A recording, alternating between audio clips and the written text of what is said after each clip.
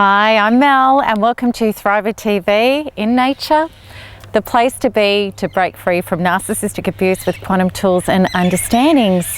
So today's episode of Thriver TV is a question that was asked. Somebody on the Facebook page asked this, and it's a great question. And this question is, why do we need to feel instead of think? So I just want to start off by taking you through this. I want you to repeat after me these statements.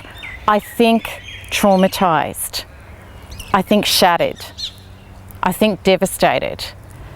Now, if you feel those statements, they feel off. They feel like a disconnect. And the reason is because we can't use logical thinking with emotions. Of course, those statements should be, I feel shattered, I feel devastated, I feel traumatized. And you know, the number one reason why people aren't healing from narcissistic abuse is because they're trying to think their way out of emotional trauma, which just doesn't work. And what we've all been taught to not understand is what the word emotion really means. It means energy in motion. And in fact, it's our emotions that drive our life. It's our emotional programming, our subconscious, which is responsible for how we feel, how we show up, how we perceive things. Exactly how our mind organizes its information is in relation to how we feel. And we were taught to self-avoid. We were taught to disconnect from ourselves. We were all taught that the last place that we should be going is inside to feel and to self-partner and connect with ourselves. We were taught to eat that piece of chocolate cake, go on Facebook, take drugs, drink, smoke, go and see a friend, watch TV, zone out, do anything possible to disconnect from ourselves in order to avoid and get away from what we're feeling. And we just didn't realize how devastating this actually was to our entire experience and to ourselves. So neuroscience, the new science is now teaching us that by the age of around 35, that 90 to 95% of our life is on autopilot. It's predetermined on a trajectory in accordance with whatever our subconscious programming is. And what this means is that most of us are asleep. We don't even actually realize that we're stuck in a Groundhog Day doing the same things, having the same perceptions, showing up the same ways and manifesting the same experiences over and over again. So you could imagine a child being in grade 4 and repeating grade 4 over and over. And that's what's happening to a lot of people, and they don't really realize it. And we didn't realize that our programming happened as children in emotional ways. And what that means is that as a child, primarily before the age of 7 or 8, and then up to 12 years of age, where we were in alpha and theta brainwaves, or theta first, then alpha brainwaves, which were all about information going directly into our subconscious without a beta brainwave cognitive filter. So it's like this: if we had a parent raging at us, we weren't able to have the cognitive sophistication to logically say, well, Mum, Dad, you've had a really bad day and you're just projecting your stuff and it's actually not personal. Rather than that, it was taken on as an emotional belief system that the people I love yell at me, they hurt me, they rage at me. You know, love's not safe. And what happens is those experiences are then what is programmed into our subconscious, and regardless of what we're trying to think, we're going to be re-attracted to those same sort of people over and over again, especially if we've had high emotional content around those events when we were young. That's our really reinforced subconscious programming, that which had emotion, energy, emotion, high content reinforcing the message, because all of our messages and our subconscious programming were created emotionally. Energy, emotion, it was emotion, that energy. So we can't solve emotions logically. And when we're talking about narcissistic abuse, this is really, we know that. We know from experience that if we were just able to get over it logically, we'd be able to do our research, know that narcissists are no good for us, there's no hope for this, the relationship working, we're being significantly abused by a false self, we would just logically be able to grab hold of that, be at peace with that, and be able to move on. We would be able to get logical information and we'd be able to heal. But we see it. We know that's not the case. It doesn't work like that. And abuse forums worldwide are filled with people getting as much logical information as they can about narcissists. You know, everything about narcissists that there is out there to know. They get all of that logical information, but they are not healing. They are not getting better. And in fact, what is happening is they're even more traumatized and hooked in through trying to solve this in a logical way. So it's just not working. So I want you to really understand this example that I'm going to give you. And what it really does is it highlights the understanding that it's actually not the event and the logic.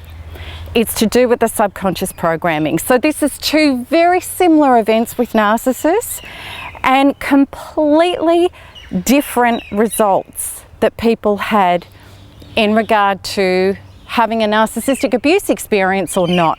So let's start off with Amy. And Amy starts dating a narcissist and she doesn't understand that, you know, he's charming, he's good looking. And she's taking her time and she's getting to know him because, you know, Amy's pretty self-partnered and she's ascertaining whether or not this guy's good enough for her. You know, whether he's got the right values and whether he's going to add to her life or not in a healthy way. And Amy discovers inadvertently that he's married and that he's hiding this wife. So, you know, once Amy discovers this, she confronts him and he's caught red-handed with this. There's no way out of it. So he gives her all these sorts of excuses that we're just living together, we're separated in the house, I was going to tell you, I didn't want to lose you, I don't love her, I haven't for a long time. You know, all of that stuff. But Amy is really solid on her inner personal integrity. She's solid in herself, she's got good self-worth, she's got good self-love, and she knows her deservedness. She's not needy for a relationship in any shape or form, and that is an absolute strike. He's out because he lied to her. Now, it doesn't matter what he says or what he does. Amy is just really relieved that she's dodged a bullet and that she found out early on. And it doesn't matter what he says or what he does, he's not going to be able to get back with her. So that's the first example. So the second example is George. And George is dating a narcissist. And he discovers that she is still seeing an ex-boyfriend, which he suspects she's still sleeping with. And he confronts her about this. And she says to him, you know, I didn't want to, I'm scared of him, I'm worried about what he would do, I didn't want to break it off with him, I wanted to let him down gently so she's really appealing to George's sense of chivalry and the knight in shining armor to protect her. Now, even though George's gut is twisting and turning, which is his intuition warning him, he rationalizes away what his gut's feeling and he chooses to believe her. Now, the truth of the matter is, George is primed for an adulterous woman. And what happened in his childhood is that his mother had an affair, several affairs on his father, and she was always in and out of other relationships, and his father was the codependent enabler that was severely narcissistically abused.